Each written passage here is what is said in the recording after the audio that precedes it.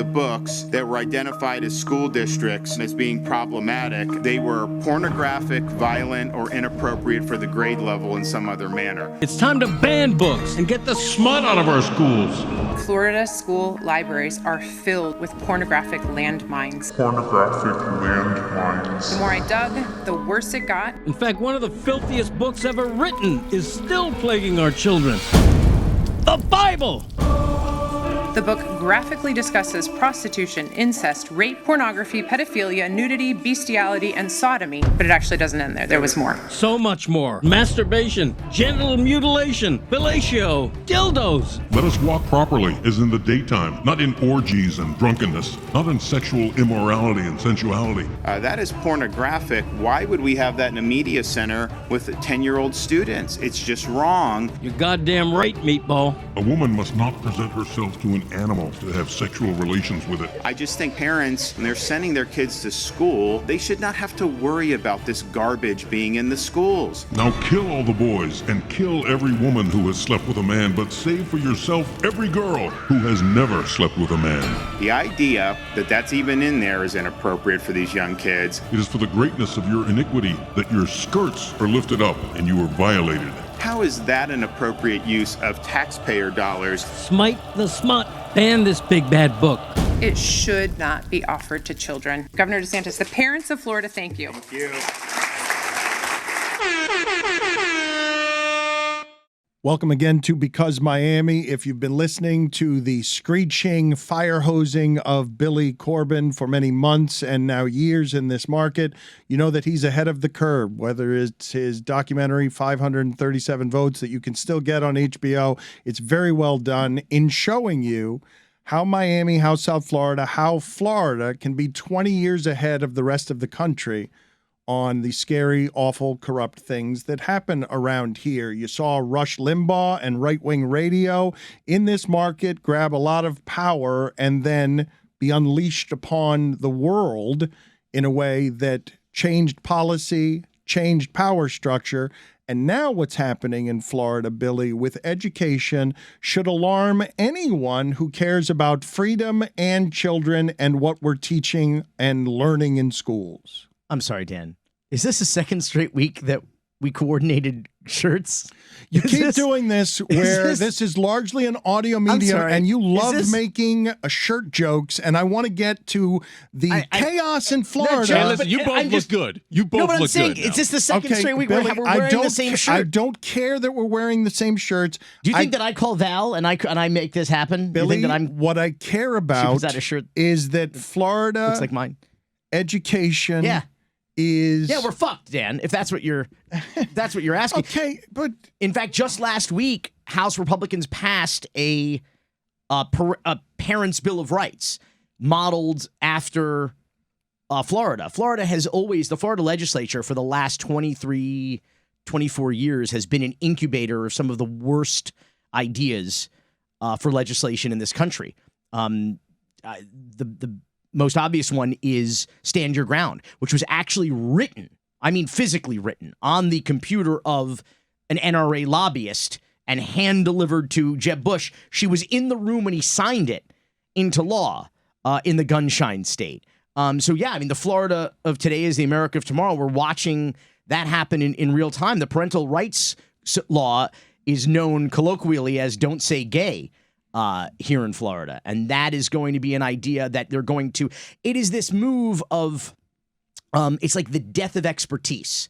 We don't trust doctors anymore. We don't trust teachers. We don't trust science. Exactly. It's just this death of expertise concept that like parents know better what professional educators should be telling their children. It's the death of expertise. We should be listening to the church and to the Bible and not to professionals and scientists and experts. But these are your opinions on the climate in the country and the divisions in the country. I want to get to the facts of what is happening in the schools so that we can lay it out for the people and they can make their own discernments about how dumb we're getting. In schools, how dumb we're getting. What's particularly funny is they're all doing this in service of this wannabe dictator, Ron DeSantis, who went to Harvard and Yale, for crying out loud.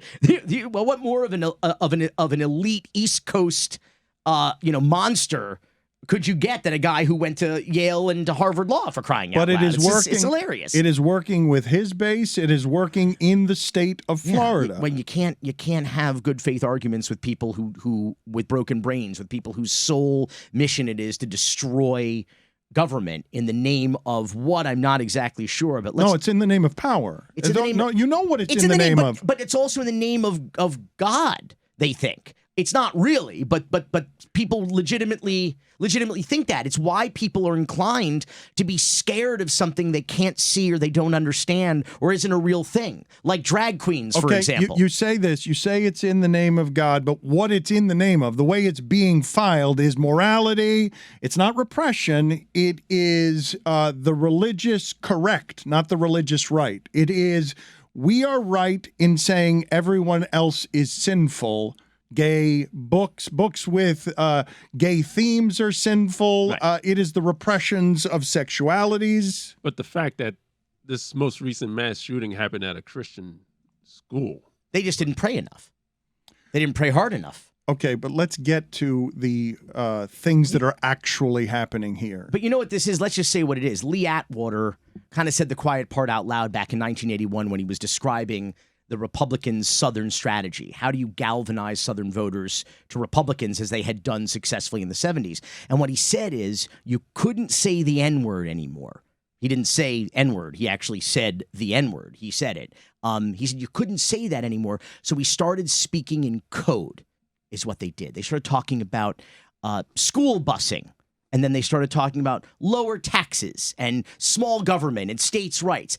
That's what woke is. If you want to know what woke means, it's because they can't say the N-word anymore. It's because they can't say the F-word in the context of the LGBTQ plus communities. That's all it is. So if you just replace the word woke with the N-word, then you'll understand exactly what they're talking about. But it's successful. It works. They've taken because there's a bunch of fucking racists in Florida. And as it turns out, and we talked about this a while ago, that the Constitution was a negotiation with terrorists. The Constitution was a negotiation amongst men who fucking despised each other.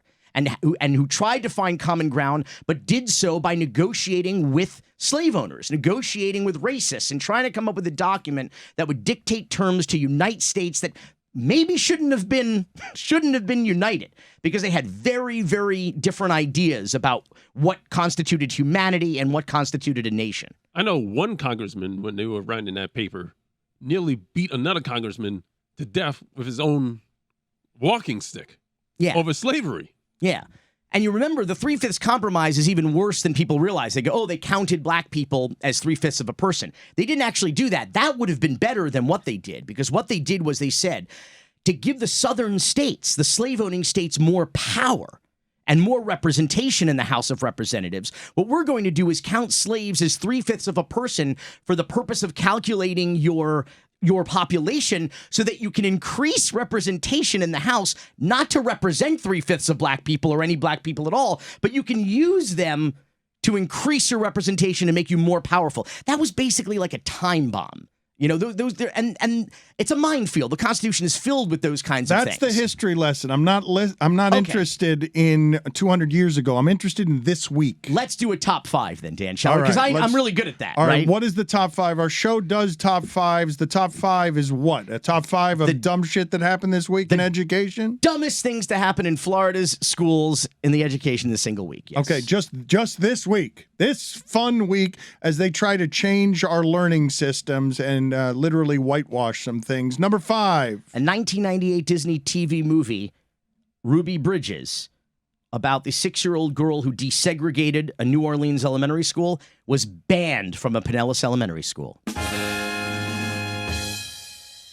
One parent complained. She said it would teach kids to be racist, is what she was concerned about. The writer of this movie referred to it as a full of shit parent, complaining that somehow this movie would teach racism or teach white kids that white people dislike black people. This was a young girl who she and her mother were escorted by 4 federal marshals into this elementary school in Louisiana in 1960. Parents pulled their children out of school. She spent the entire school year, Dan, in an empty classroom with one teacher because that was the only teacher who agreed to teach this 6-year-old black girl. And this teacher's worried that this movie is what's going to... The movie that teaches tolerance. It's a Disney movie, for crying out loud, Dan. Number 4. Number 4. Dumbest shit that happened in Florida education this week. Sorry, I really like this one, Dan. A Volusia County principal at a charter school resigned after she sent $100,000 in school money to a scammer online that was posing as Elon Musk. So apparently the business manager for the charter school caught it before the check was cashed and stopped payment on it. But she has now resigned. Can you tell me more about this story? No, Why? Just scammed while trying? Okay, no more. Dogecoin, dude. Okay. To the moon, Dan. All right, to the moon. Number 3. Ron DeSantis and the Florida legislature want to expand the Don't Say Gay bill. While a court challenge against the Stop Woke bill has stopped the Stop Woke bill, at least temporarily, a court challenge against the Don't Say Gay bill has been, 2 of them, in fact, have been unsuccessful so far and are on appeal. But in the meantime, not only have they instituted the law that, remember, everybody was complaining that this was going to be like statewide, this was going to be school-wide, and they kept saying, no, it's just K through 3. These are subjects, gender orientation, sexuality, should not be taught to kids in K through 3. Well, now they want to expand it K through 12, which is exactly what everybody said they wanted to do and were going to do, that this was just a slippery slope, and everybody who was being discounted as alarmist and hyperbolic and full of shit and it was all true. It was all correct. It turns out that the governor and the Florida GOP are the ones that are absolutely full of shit. Nazis are his base. Yeah, now he's going to Israel to do a speech. Can you imagine a guy who embraces Nazis in the state of Florida, heiling Hitler and waving swastikas around with Florida in the shape of swastikas? He's going to Israel. Nazis are his base. Number 2. Ron DeSantis signed the school voucher law. Under the guise of school choice. They're really good at naming these things. Parental rights, school choice. They're great at naming them. Stop woke. Yeah, they're great at using a word or two to undo any good being done by the other side. So it's amazing. No, but it's amazing. It's impressive. I agree. It is on the spectrum between efficient and evil. It is amazing the way that they can take the word, for example, woke, and turn it into a weapon, steal the word from black people and turn it into a weapon, and in a word or 2, or Don't Say Gay 3, are able to take over the argument. It's staggering and breathtaking how efficiently successful it is. Yeah, you made the point, I think, to Rep. Frost that, yes, the Republicans have to be blamed for this, but the Democrats aren't really effective at stopping them or countering these arguments. And you have to acknowledge the Democrats are the second worst party. I mean, I really don't know whether to say, if I have to choose and say, what is happening here? Is it that the Republicans are too strong, too good at this, or the Democrats are too weak at it? I don't know which I'd choose. Yeah. I think the answer is yes. I do. And the reason why school choice is a bad thing, there's several things. And this is part of this nearly quarter-century plan that started with Jeb Bush as governor in Florida to destroy the public school system. This is not about school choice. Just like parental rights and all, it's about limiting rights and limiting choice. And this is really a nationwide effort on the part of mostly conservatives, but a lot of people in government, to privatize, subsidize, and brutalize. But it's an amazing magic trick to say, I'm the freest. Yeah. Let me take away your freedoms. Yeah. It's an amazing magic trick. Listen, in any cult, one of the first things you want to do is change the language. You want to create a glossary of terms that don't apply to the rest of the world so that you know and the rest of you know who's in on the scheme because you guys know the secret handshake and you know the language. That's why Starbucks made a small atoll. You know, you want to change the vernacular. Start to say like, oh, well, that's a good cult. This is what that's a good cult. I don't disagree. One of the Coffee best cult. cults. Yeah. The coffee cult. Yeah, one like of the the caffeine best. cowboys. I'm all for a it. fine Yeah. cult. Number one, a cult we can all endorse. Put it on the poll at LeBatard Show, Juju. Is Starbucks and coffee a cult we can all endorse? I do want to say that they're going to destroy the public school system with this, and they're going to move all of this money, this public money, away from the public school system that educated me, that educated my family, that has educated millions of people in this community and across this country. And they're going to move that into charter schools, into private schools, into religious schools, into Christian madrasas, where the real grooming and the real indoctrination is going to take place.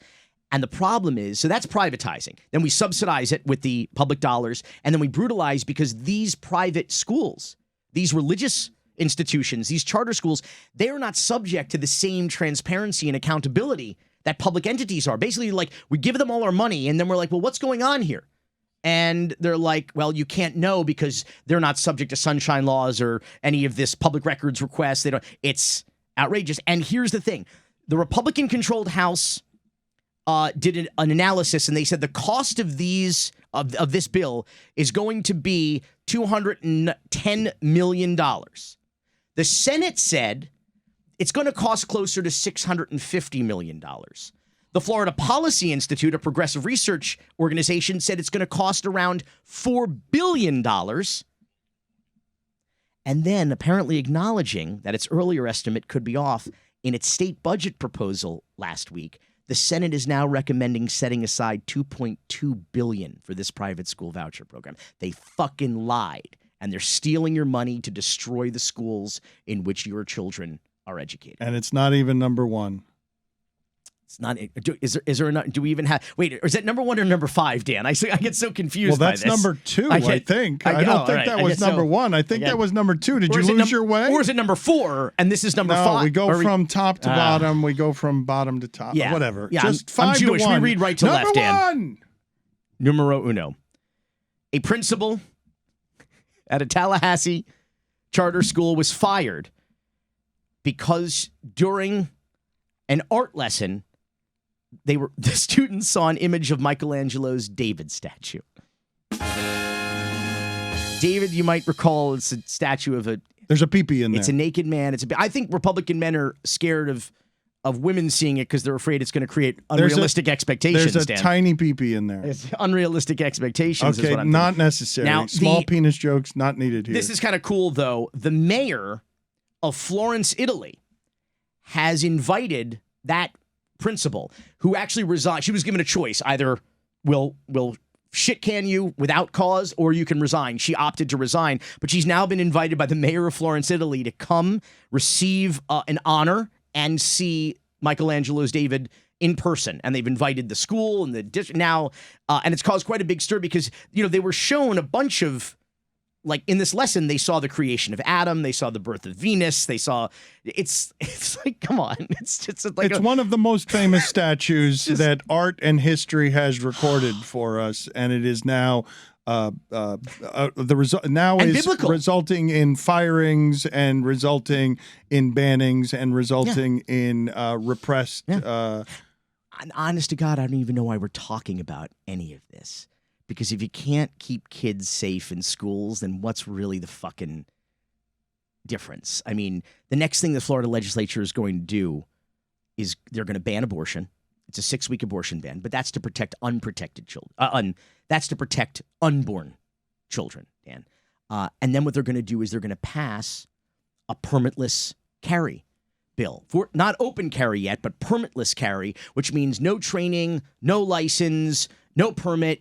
Everybody can just go out and carry a concealed gun. So what are we doing? Like, what's the point of any of this even? An excellent couple of questions there. We've got many more to get to. We're going to take you to the unpleasant land of DeSantis Stan. Nazis are his base. again in a second. We've got our hotline to get to, and I'm loath to say this, we've got a lawyer we're going to talk to. We're going to interview a lawyer. I'm not exactly looking forward to that.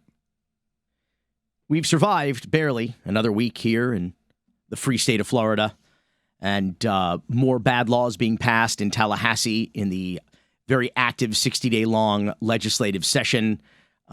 People getting fucked left and right, which we'll talk about later on with John Morgan, one of the most famous attorneys in the Southeast, Florida's own Matlock. In the meantime, our friends at FloridaWatch.org are keeping track of what's going on in the state capitol. And they have the latest on what's going on, not only in the state capitol, but behind closed doors in the dark, smoky rooms where it happens. Welcome to DeSantistan. The free state of Florida, most free of any land. A proud phallic peninsula, our home DeSantistan. Hello and welcome again back to week 4 of Florida's legislative session here in occupied Tallahassee. While Ron continues to go across the country preaching his gospel of fake populism and corporate authoritarianism, we're here holding him accountable for what he's continuing to do to the people of the state of Florida. While Ron likes to say in his new book that he is born in Tampa but culturally Midwestern, the truth about Ron DeSantis is that his values are only with the corporate funders who are donating to his political ambitions. While Ron plays culture wars, he is doing the bidding of the same corporate elites that he likes to grandstand against. So who is donating to Ron DeSantis? At our website, DeSantisWatch.org, you can go to our Influence Watch tab, and what you'll find is going to scare you. He's taken more than $50 million from people in the financial industry, the Wall Street titans who are fighting to keep all of us further down on the economic ladder. He's taken more than $43 million from those in the tourism industry who are fighting to keep your wages low. And by the way, here's a dirty little secret. Ron DeSantis did not support raising the minimum wage to $15 an hour in 2018. In fact, he stood with the largest corporations in Florida to try to suppress your wages. He's also taken $31 million from those in the real estate industry. What has that meant for you and I? It's meant higher costs on rent, higher costs on housing, and bigger profits for the same developers lining his campaign pockets.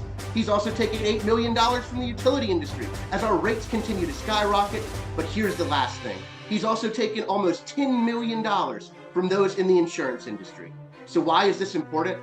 Because as Hurricane Ian victims and those who have suffered at the hands of natural disasters in Florida right now are fighting to get the payouts they deserve from their insurance companies, on Friday, he went behind closed doors in Tallahassee to shamefully sign a bill that is going to make it harder for you and I to sue those very same insurance companies when they try to break the promise they made to us. Ron DeSantis is a fake populist. He is a corporate authoritarian. And I'll tell you this right now. You and I, America, we can't afford Ron DeSantis. The disenfranchised and the woke cry when their books are banned. A Christo-fascist paradise here in DeSantistan.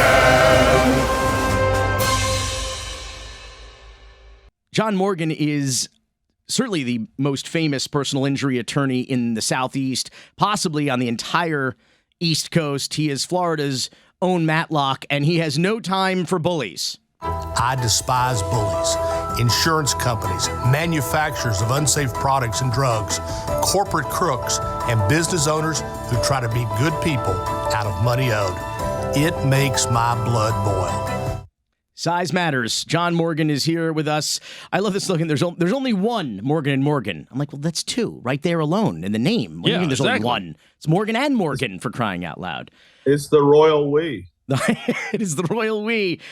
John Morgan, Florida royalty, Florida legend, coming to us live from Maui. This is the because Maui edition of Because Miami. But speaking of bullies, the governor of Florida, Ron DeSantis, last week signed into law a hastily prepared piece of legislation titled Civil Remedies, HB 837, what they're calling tort reform, to clean up what he referred to as the judicial cesspool, or judicial hellhole that is the state of Florida. What do you call it? Well, first of all, my slogan is for the people. This DeSantis legislation is fuck the people. Here's what happens. People don't ever think they're going to be injured. People don't ever think their home is going to be blown down by a hurricane. And then it happens. And then you're pissed off. And then you're going, well, I voted for this guy because I was anti-abortion. Now I can't get help. Here's an example. We'll start with the beginning, which is his homeowners. You have a home. Our hurricane blows it to pieces. You need $300,000 to fix it. The insurance company says, no, we'll give you $100,000, or just no. The old law, we could take the case, we'd sue the insurance company. If a jury found for us, they owed us our attorney's fees. Now, the new law, there are no attorney's fees. So now your house blows down. You call me. You say, hey, will you go after them? I'm like, well, there's no attorney's fees. And if I do, I take the $300,000, take my fee. You don't have enough to fix your house. And so what it's done is taken our greatest asset, which is our homes, and put it all at risk. And if you don't believe me, you go over to Southwest Florida right now, and there's blue tarps everywhere. The insurance companies are already telling people to go fuck themselves. And I'm telling people that these blue tarps that will be over the state of Florida forever and ever, we should call them DeSantis bills, because it's, you've seen the blue tarps. That's when you see a blue tarp, the insurance company is at fighting you. That's one thing. Then they took the statute of limitations. They moved it from 4 years to 2 years. Then they took, now it's if you are 51% at fault, you get nothing. It used to be if you were at 51% at fault, you got 49%. Well, so tell me what that means, though. If you're in a car accident, if you're injured in a place of, someone's place of business, if a gunman comes in, not that would ever happen, but if a gunman came in and shot up a business. It's a great point about the gunman, because what they also did is if a gunman comes in and shoots you and kills you and leaves your family without daddy, they now have put the gunman on the verdict form. In other words, who's at fault? Is the negligent business owner who didn't provide protection, or is it the criminal? So now you've been a victim of a crime once, and now you're a victim of a crime twice, and throughout it's just a layering of rights that they've taken away. It's hard to say that the criminal isn't liable in that case, but what is the unintended effect? Is it that businesses no longer have an obligation then to provide any security whatsoever? Well, yeah, like for apartments now, they say if you have a deadbolt and if you have cameras, there is a presumption that you've done nothing wrong. Well, that's not true. I mean, you may have an apartment complex in one of the highest crime areas of all time, and you need security there. You know it because when we take these cases, we go to these crime grids. You talk about a cesspool, and so they want to put the criminal is responsible, but it's like this: they let the rattlesnake into the house negligently, and now they want to blame the rattlesnake. But they should have shut the door, locked the door, put cameras up, had a security guard, whatever. So that's what they want to do. But there's no longer any incentive then to provide any of the just basic minimal level of security. Right. You say, hey, I own an apartment complex. I will put a deadbolt and a camera in. The law presumes I did nothing wrong. Well, that's just the beginning of what you should have done. What about a security guard? What about maintaining so what they did, starting with homes and then going to statute of limitations, is they just took away and took away and took away civil rights. So the reason our country has the best things, the best protection, is because we started with the best civil justice system in the world. What's happening now is the insurance industry had a perfect storm. They had a Senate president and a speaker, but what they really had was a governor who was running for president. And by doing this and saying, look at the tort reform I've done, he now gets to go across America to the billionaire class, the insurance company class, and say, I fucked the people for you. Pay me. What did Donald Trump tweet during all this? It's an insurance company bailout. That's not my words. Right. That's a tweet by President Trump, because it's exactly what it is. The state of Florida, Ron DeSantis has protected the poor insurance companies from us unscrupulous customers, is basically what they've accomplished. Right. And then they do this real fast, and then they go out and say, now let's talk about something really important. Let's talk about something we really give a shit about. Don't say gay. I mean, I'm like, fuck. I was in school. Nobody was ever talking to me about teaching me about gay or saying gay, or if they did, what are we talking about? All I know about gays is this: God does not make mistakes, and people have the right to live their best life and their authentic life. This motherfucker is trying to take people's individual freedoms and rights and grind it in the dirt. But this is the free state of Florida, John. What do you mean? The free state of DeSantistan that we live in here. Well, listen, people love the word free. It's the greatest word in the dictionary. The only word better than free goes with free, and it's like free money. Those are the two best words together, is free money. So the free money that DeSantis gave to the insurance industry was this tort reform. That's the freedom to not do the right thing, the freedom to not repair a home, the freedom to allow a homeowner to lose their greatest asset, their home, and ultimately the freedom to fuck the people. He said it's going to bring down, they promised us it's going to bring down the price of insurance here in the state of Florida, right? Well, I'll tell you what, it never has and it never will. And I've been doing this for a long time, and they've never tied the bills to a mandatory rollback, because it's wink, wink, wink. They try to villainize all these greedy trial lawyers. We're in a hellhole. Your rates are all going up. No, your rates are going up because these dumb motherfuckers bought crypto and lost money. You don't say. Okay? You dumb motherfuckers bought corn futures and lost fucking money. And so that's why they need the rate increase. That's why they need the tort reform, because these people they're mean to begin with, but they're dumber than shit too. Well, are you saying you're not going to buy my Miami coin? You're not going to buy any of my magic beans or imaginary coins? Well, I might put that over in the money I invest when I go to Las Vegas. But you know what? That's eyes wide open. My daughter made like $60,000 with crypto. I told her, I said, shit, we can go to Atlantic City and do the same shit. We don't know what's going on there. This last two questions real quick. I want to ask you, because come Monday, this is going to be a reality for everybody in the state of Florida.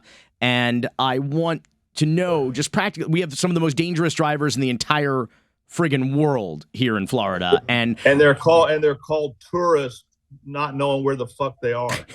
and drinking tequila.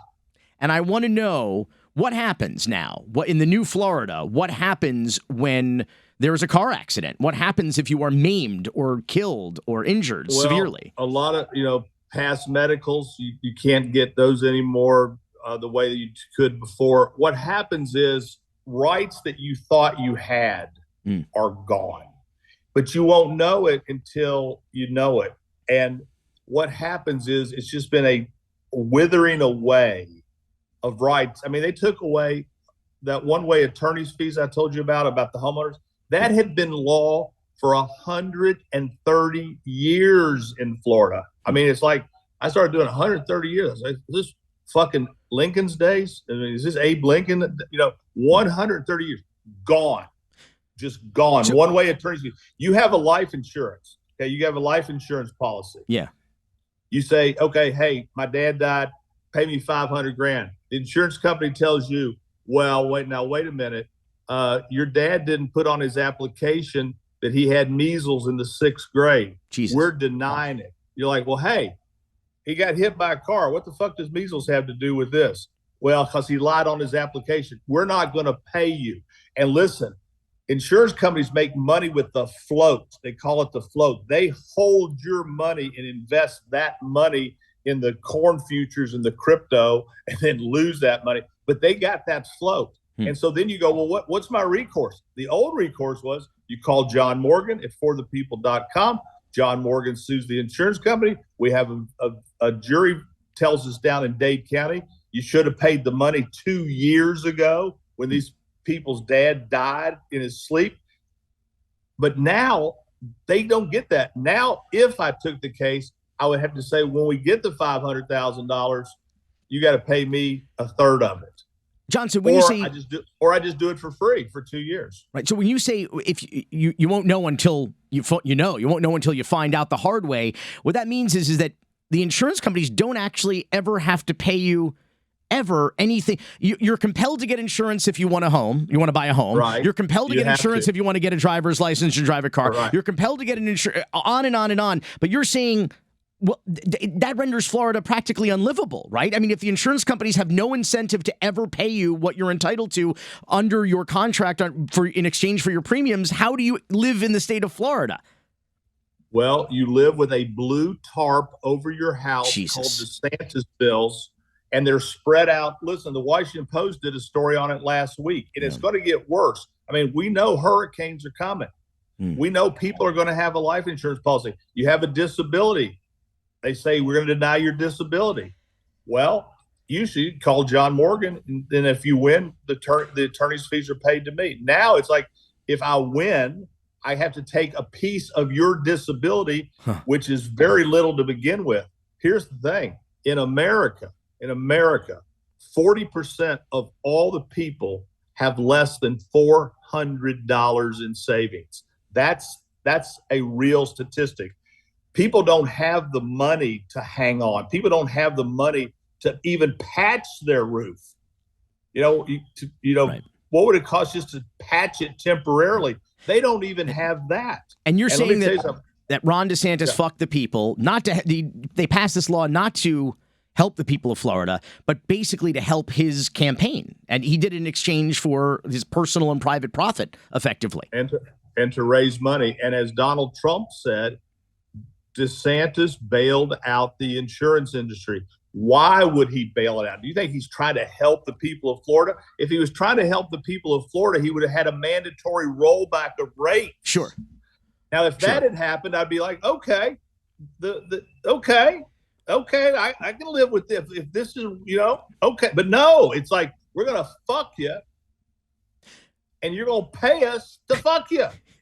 John, my last question is, everybody tried to get all of these lawsuits in under the wire before DeSantis signed this bill last week. I think there was something like a 700% increase in personal injury cases filed. How many cases did your firm file last week before the deadline? 25,000. Because look, I'm sorry. Did your firm, Morgan & Morgan, yes, alone, one firm, yes, filed 25,000 cases? Right. And I'll tell you why. Size matters, John. Size matters. Well, size matters every day, but in every way. But listen, we had to, because usually when they pass, here's another great thing they did. Usually when you pass a bill, you say, okay, this will go into effect in July. This will go into effect in October. Right. They rushed it so fast in the dark of the night that they said, no, this will go in effect 3 days from now. So I had 3 days, to get it in under the old law. And if I didn't, what would my clients say? They say, well, hell, you should have done that. You knew it was coming. Right. So I had 3 days. You had no choice. I had no choice. It's like somebody gets in your car, they stick a gun in your temple and say, drive. Guess what? I'm driving till I can figure out a way to throw the motherfucker out of the car. But I'm driving in the short run. And in the short run, I had 3 days to drive the car. And I did. And if I didn't, I would have been malpracticing all of my clients' rights. And Ron DeSantis, who usually signs a bill with a great big press conference and a lot of children smiling and surrounding him, did this quietly, quickly, and fuck the people. And John Morgan. Yeah, he usually has signing ceremonies like this, like Prince, like King Charles, a big pomp and circumstances. As Roger Stone pointed out, they did it in the dark of the night. There was no look here. Because he doesn't need it. He needs to be able to go to the billionaire class and the insurance industry and go, look what I did for you. I scratched your back. Now you scratched mine. Freedom. Let freedom reign. Free money. John Morgan. Not freedom. Free money. I don't know. Pretty dumb. Sounds pretty dumb to me, John. Sounds pretty dumb to me. John Morgan, forthepeople.com. Thank you so much. Listen, that's going to be my new ad campaign. You won't know you're fucked until you're fucked. And then you'll know you're fucked. It makes my blood boil. John Morgan, forthepeople.com. Thank you so much for taking time out of your Hawaiian vacation. I hope you enjoy the rest of it. And surf's up, John. Phone lines did not work. We are a big media company. We failed at phone lines. We failed at calls.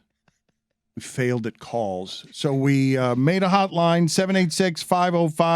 786-505-9842. You could call and yell at me and Billy without interruption. You can do it without us like frazzling your heads with counter arguments because Billy's annoying to argue with. So let's hear some of what's come into the new hotline, 786-505-9842. Dan Le Batard, your ability to start a business during a pandemic is just outstanding because it took you an hour and a half to get this damn line even up and running.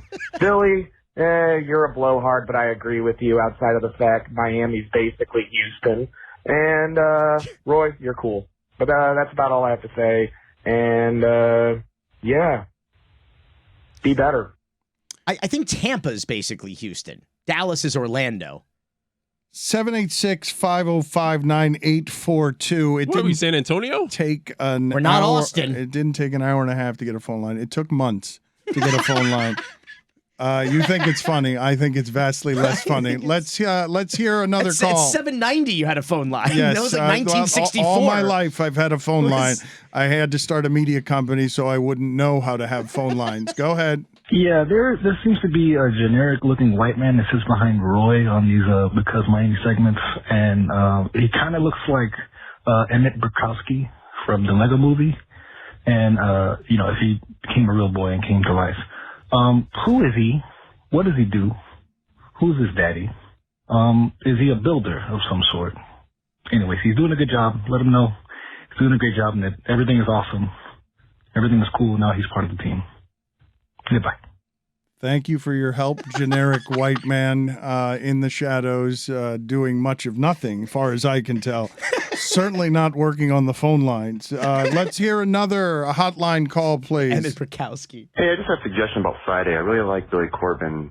And have you guys considered making the segment 10 minutes long on Friday and then bringing in Mike Ryan, Billy Gill, Chris Cody, Stugotz, and then just doing a normal show? I think that would be helpful. Goodbye. Yeah, people want the show and not you. You get in the way of the show. You are 40 minutes of politics instead of talking about, the world's biggest meatball or whatever it is that we were talking about this week. 10 minutes, Dan. Let's hear some more from this hotline. Hello, this is Bruce from Buffalo. And I think this is the right number because I'm calling about what's going on down there in Miami and all of the load and tons of crap that you're throwing to that new hire of yours, David Sampson. It's about damn time people realize that outside of a few people in Miami, no one cares what happened with Marlins Park or with how much money was spent. See how much money we're spending for a stadium up here in Buffalo? And we love our Buffalo Bills. How about a little more love for the Marlins and for what Sampson did for that? Did you see that park during the World Baseball Classic? As far as I'm concerned, he's too good to be a part of Metal Arc. He's too good to review movies or do his show Nothing Personal with you all. He should have stayed at CBS, or better yet, moved to Buffalo. It's enough of all those people who don't do anything for you, yet are told that he's the wrong guy. You get a guy from Montreal to say he's the wrong guy. Well, I live near Montreal. He's right in Buffalo, and guess what? He's the right guy at the right time for the damn right price. You better be careful. You just got him. You could lose him because Miami. Long-winded, boring. Doesn't he take Shabbat off? Annoying. Bruce from Buffalo. David Sampson's only supporter. What else we got from the hotline? Hey, this is Brian from Seattle, and I turned off First Take and Undisputed because I was tired of listening to old people argue about dumb shit. But goddamn, here I am on a Friday, tuning in to Dan and Billy arguing about a beautiful city down in South Florida with the perfect weather, great art, great food, things to do, great nightlife, and here we are every week talking about how shitty it is to live in Miami. Well, I got news for you. Come on up here to Seattle and see how much worse it is. We got crackheads for you. It's just as expensive to live up here. We also got high water levels with shittier weather, nothing to eat. Our entire downtown's closed. Oh, yeah, by the way, we also get people shot in the head. Yeah, we had 2 people out there in Redmond where a stalker, because a woman was doing a podcast, jumped through the window, decided to go ahead and cap them off. But, keep bitching about beautiful Miami. You guys aren't going to leave. But, hey, I appreciate listening to you guys complain about it every week because it sure makes me enjoy living where I live. Enjoy, you guys. Thanks for the entertainment. So we're basically Seattle with better weather, is what he just described. I don't think that anywhere is as bad as it is here. I will not believe that the Seattle government is as corrupt as the Miami government, or that any local municipality has a government as corrupt as ours. But he says we have all this great nightlife and all this great part, but they're going to shut it all down. The Miami Beach Commission, the specific line is we're going to turn Miami Beach into Naples in March. That's what they said. They want a month-long citywide curfew. It's crazy. We will talk about spring break next, but again, the telephone number, and I want the hotline calls to have more acid on them than those. Yeah. Too friendly. You have access to Billy and me, 786-505-9842. I've been told again and again, this is an echo chamber. Nobody offers a dissenting opinion. I've told you that. Billy's allowed to yammer and yammer and yammer. If you want at him, 786-505-9842. You do better. Dan, how was life on Ocean Drive during basically what was the end of the last weekend of spring break? They fixed it. They fixed the chaos. They brought the silence by bringing so much police presence here that it was as quiet on the beach, and the actual sand and water had fewer people on the beach than any time I had seen since the very start of the pandemic, when everyone was in their house. So when I say they fixed it, they ruined it. But nobody died. Nobody was assassinated. There was so much police presence that nobody wanted to come here. And everyone stayed away because I couldn't believe how quiet it was after a week that had not only assassinations, but noise that was echoing throughout this entire area. Noise and violence. Well, looks like they're eventually going to get what they want. I mean, they're going to try to find a way to lock down Miami Beach, just like that. So instead of taking any of the very good advice we've been offering to transform the beach in a positive way, to do something for the entertainment district, for the businesses, for the workers who subsidize all of you Miami Beach residents, keeping your property taxes as low as they can because of all of these tourist dollars that come in these service industry jobs and nightlife and bars and everything that they now want to destroy, so they can they finally said the quiet part out loud.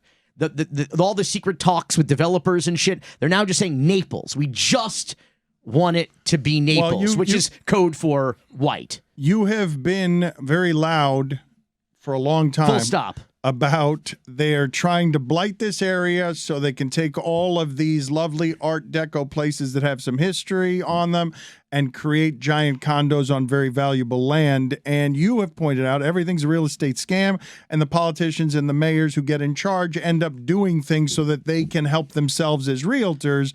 And now you have in Vince Lago another person who's just copycatting previous power brokers around here doing the same corrupt shit to get more land. Well, yeah, I mean, we've seen Mayor Phil Levine here in Miami Beach. We've now seen Mayor Dan Gelber in Miami Beach. We've seen Francis Suarez, Mayor Ponzi Postalita in the city of Miami. I'm sorry, I'm looking for it.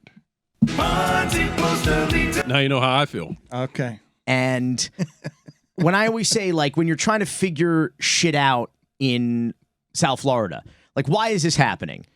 The default is it's a real estate scam or it's a real estate scheme. Like, just almost always. Like, if you're like, why is this happening? Isn't there a better way of doing this? This doesn't make sense. This seems kind of sideways or upside down. Yes. Somebody's trying to steal land. It's a land grab. It's almost always the default. So, like, it's just a way of just figuring this shit out pretty quickly. And Vince Lago is the mayor of Coral Gables. Vince, like, these creatures, these mayors are like, it's like someone put water on a mogwai. All these hairballs came out and they fed them after midnight. And we have like these creatures like Francis Suarez and Dan Gelber and Vince Mar-a-Lago. Like, this guy is like just another one of these. He's the second greasiest mayor in Miami-Dade County. And he's an actual real estate agent by trade, like a registered real estate agent. And he's been frantically, he just was reelected with no opposition. Automatically reelected, no election, because he had millions of dollars in the bank from all of his wealthy real estate clients and developers. And he's now they've been trying to do this for years unsuccessfully. He's trying to annex unincorporated parts of Miami-Dade County into the city to grow the tax base and be able to help real estate developers who want to redevelop some of these neighborhoods. He's trying to basically conquer, if you will, put the flag. I always say Miami-Dade County is like Game of Thrones in paradise with iguanas instead of dragons. And that's exactly what he's trying to do, plant his tribe's flag in these areas. And so he made this big show, Dan, this big show last year at a city commission meeting, Coral Gables, about how, like, everybody thinks I'm doing this because I have some interest in this. I swear, in this affidavit that I'm signing right here, actually, let's play it. Play the audio. Neither I nor any member of my immediate family have any property or business interest in any property or business located within the boundaries of the area commonly referred to as Little Gables. Further affiance saith not, Mr. City Clerk. The document, signing the document. The City Clerk will notarize it. This will be a public record. His brother, Carlos Lago, since 2014 has been the registered lobbyist for the largest developer in the affected area of Little Gables, what he just said. So what he said was an absolute fucking lie, like demonstrably false. And he signed this affidavit under the penalty of perjury. So he effectively lied under oath. That's what the horns were for. Because Miami, because Coral Gables. That's how you can tell. On this show, every time somebody does something corrupt, we have air horns. Excellent. To celebrate a giant whopper of a lie as he tells us he's got no agenda and his brother's, okay. You know what? I'm so tired of all of this. Except for those. I never get tired of those. For some reason, they make everything better. No, they are great every time. It's. I don't understand why it is they make me happier every single time they get played. They work. You can lie to me. You can lie to me. You can steal my land. As long as you do it with that, you're going to win. You're going to defeat me. At the end, you're going to have my land, and I'm just going to have a smile on my face. That's all that's going to happen. Miami I find it oddly soothing, too. You're right. It's just wonderful. It also makes me want to throw napkins in the air at a nightclub in the 90s in Coconut Grove. The Miami moment is next. This week's Miami moment, Dan, comes to us from the state capital, actually, in Tallahassee. It's more of a Florida moment where last week during a Florida House Civil Justice Subcommittee hearing, the chair, Republican Representative Will Robinson Jr., was reading the names of some folks who opposed whatever bill they were discussing. And it seems like perhaps Bart Simpson called in. Florida State Conference of NAACP branches waves in opposition. Anita Dick is an opponent. Waves in opposition. Holden Hiscock is also an opponent. Waves in opposition. Later on this afternoon, after the close of the markets, LifeWallet will be announcing its fourth quarter earnings from 2022. The Miami Hurricanes NIL sugar daddy John Ruiz. To John H. Ruiz, being mean, demand some legal recourse. We will know if the company missed their earnings prediction of $1 billion. So far, they've generated $4 million. So we're on our way. Maybe in the fourth quarter, they got 100. Maybe in the fourth quarter, they generated $996 million, which would they would hit that mark. Let's hope they do, so that the NIL pipeline keeps flowing. In the meantime, they're really gaining on them right now. In the meantime, cocaine's.